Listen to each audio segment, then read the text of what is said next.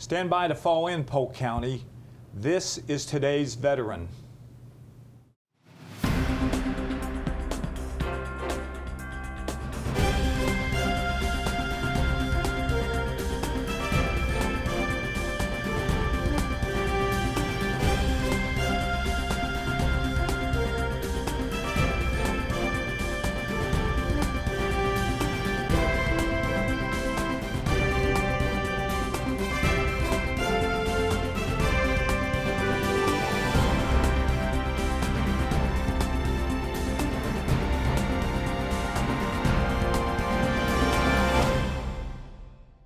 Welcome back to today's veteran. I'm your host, Tim Kirkhart. Veteran Resource Services Incorporated is a not-for-profit agency whose main goal is to assist our veterans in their journey to create an exciting and profitable career. Through the efforts of VRS, combined with volunteers outside agencies and companies, they offer veterans the opportunity to change and improve their lives. Joining us in studio is Rebecca Williamson, who is the Executive Director, Mark Steffen, who is the Chief Financial Officer, and Charles Swanepoel, the Chief Executive Officer. Welcome to today's veteran. Thank you. Thank you very much. Hi, Tim. Thanks for having us. Good to have you here. Let's get started.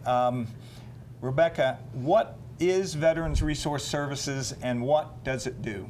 Well, as you've said, it is a nonprofit organization, and each of us as individuals and as an organization are dedicated to helping our veterans reintegrate into civilian lives. And not only veterans, but those especially dealing with disabilities. That's our main thrust right now. Okay. Well, how do you get started with the program? How does a veteran do that?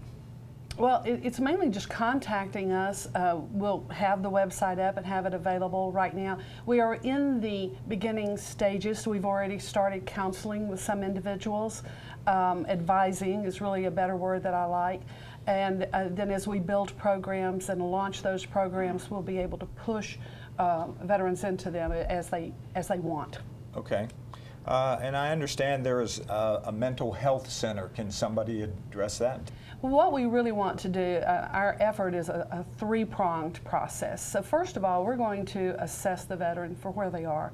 We know already that there are a lot of folks out there who need help and they just aren't getting the help that they need. Maybe they don't know how or whatever their circumstances.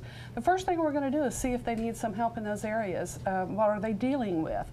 Once we find that out, we do have an alliance with mental health centers and a therapist who can work directly with them to help them overcome some of those challenges before we start the process of finding careers and getting them into school or whatever else they need. Can you tell us how academic and career counseling can help? Sure, absolutely. Well, to me, it's one of the foundations of what we do because there's nothing worse in life than having a job that you hate or having no job. And so, especially those who are dealing with disabilities, often they don't know what to do, but yet they have talents and skills.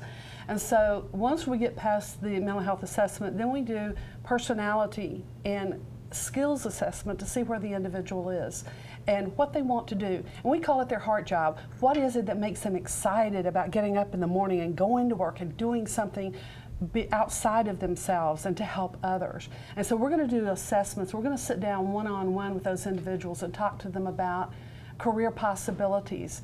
What is it that you want to do? And from that, we take them, and if they need education, then we do the academic counseling, move them into education, help them through the process to get into school, to get their training. If they don't, then that leads us into our own skills training program that we have. And so to even talk about that, I'm going to be quiet now for a moment. Before we do that, if you don't mind, I'd like to tell you about these two gentlemen who I'm sitting between because they're phenomenal. Charles Swanepoel, I've been working with him for almost 2 years now.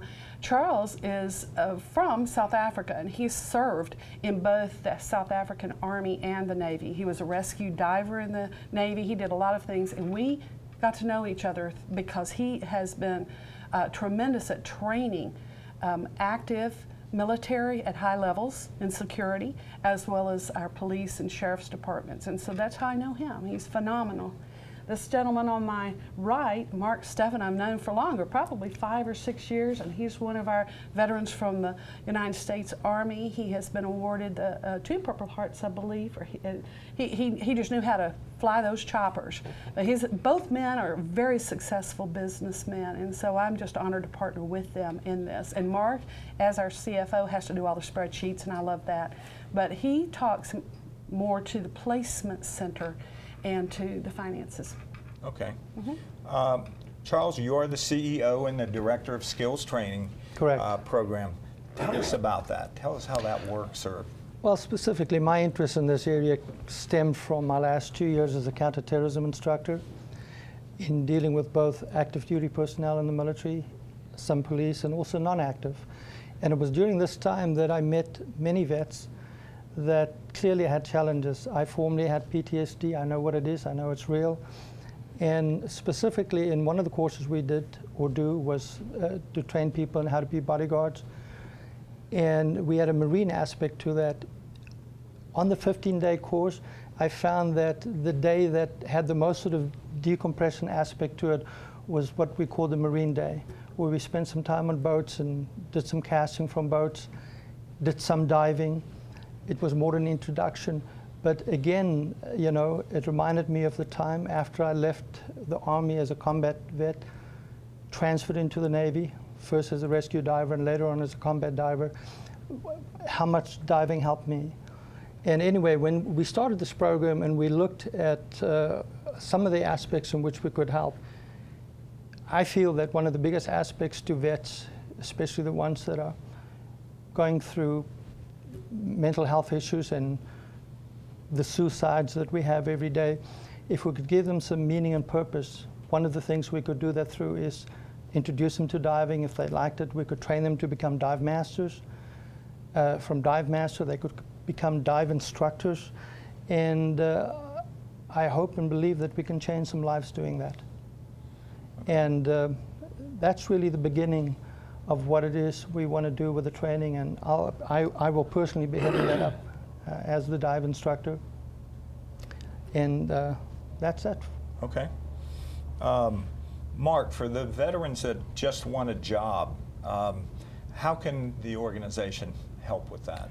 Well, we're developing a concept which is somewhat unique, and it's going to take advantage of both of the situations that Rebecca and Charles are working. We are going to screen and develop veterans, both abled and disabled, into becoming recruiters. And those recruiters will be working in teams that will be overseen by an account executive or an individual who will manage them. They are going then to turn around and pursue opportunities and assignments for these veterans through various organizations around the country, and they're going to job source for them, and then we're going to be working into placing these individuals. We're going to be taking advantage of the counseling because this is going to give us some idea as to what type of vocational aspirations these individuals have, so we can find their heart job and place them in that situation. In fact, if we do end up coming with bringing out some of the folks out of our training program, we're going to be focusing on some of those areas and some of those disciplines that would take advantage of that. For instance, we talked about some of the marine safety, the marine aspect of security. There's a pretty large area that we can take advantage of there. We're also going to go into different areas around the country that might have needs for expertise in IT or in healthcare or what have you, and have our individuals, our recruiters, specialize in those areas so that they can source out those jobs. And then we're going to be looking at helping our vets place there. And certainly when the ones that do come out of the educational programs, we're going to be looking at their backgrounds and what they've been able to generate in the way of skills, and see if we can't find homes for them there. Those teams of individuals will be able to depend on their, I call them the rainmaker, the guy that's overseeing them, to be able to go out and interface with the public, because a lot of these folks that we're going to be looking at are folks that are homebound, that are disabled, and we might be able to take advantage of those skills that they have, that is, their phone skills, their computer skills, but where they may not be able to actually interface in the public directly. Intent of that is to try and raise their personal self-respect and get them back into society so that they feel that they're going to be the breadwinners for their family, and give them that sense of pride. Rebecca, just kind of give us maybe a scenario or something like that, how a veteran, maybe you contact a veteran, how they go through the program and get into the different parts of it. Okay. Well, first of all, we do have a website. We're going to give our website and our phone number, and you can call us if you're a veteran. And let me just you are a veteran, so let me take you from that step. No matter what you're dealing with, maybe you just need some help in academic counseling, okay? You don't need anything else from us, it doesn't matter. You'll be able to contact us directly. And then again, we'll do the assessments. We can do them online, we can do them face-to-face. It doesn't matter. We're trying to be very mobile and very open right now. Let me say that we're trying to cut a swath across Central Florida, but we're not necessarily limited to Central Florida, okay? And so as we do that, again, we find out where you are from there, from your point A, and where you want point B to begin. And at that point, we start counseling with you, advising with you, and take you through the process, each step, until you don't need us anymore, okay, until you're self-sufficient and you're going on it. Let me add, too, that we are undergirding all of this with mentoring. And we want mentors. I know that there are mentors out there who have become successful in their own right, who've overcome some of these problems that many of and challenges. And so we're looking for those. We want to pair you with someone who's going to become your best friend, who'll pick up the phone once a week and say, "Hey, Tim, how's it going?" You know, what it is. And so that's one of the things that we really feel strongly about. Okay. How can we help? I think you're helping today by getting the word out. That's number one. We're nonprofit, obviously. We need money. We always need that. But again, we need mentors. We need people who will step up and who have skills that maybe they want to share with others. I met a young man day before yesterday. He's not a veteran, but he said, I can teach someone how to have an online company. So if you're there at home and you can't get out, but you want to earn a living, he will work with you and teach you what you need to know. And he's doing that free of charge. Okay. Well, listen, we're about out of time. So Rebecca, Mark, and Charles, I want to thank you for coming on, and thank you for your efforts to help veterans through your organization. Well, thank you for Tim, having us. thank you for having us. And a special Appreciate thank you to Mike Mason. He's just such a wonderful guy. He's been such a blessing. I have to say that note too. He's been wonderful. Yeah, he probably made you say that. No, but I might charge him. Here's your dollar. For more information on Veterans Resource Services, check their website at veteranresourceservice.org. That's going to do it for this edition of Today's Veteran. I want to thank our guests today, Colonel Washington Sanchez Jr., Veteran Steve Ratliff, Rebecca Williamson, Mark Stefan, and Charles Swanepoel.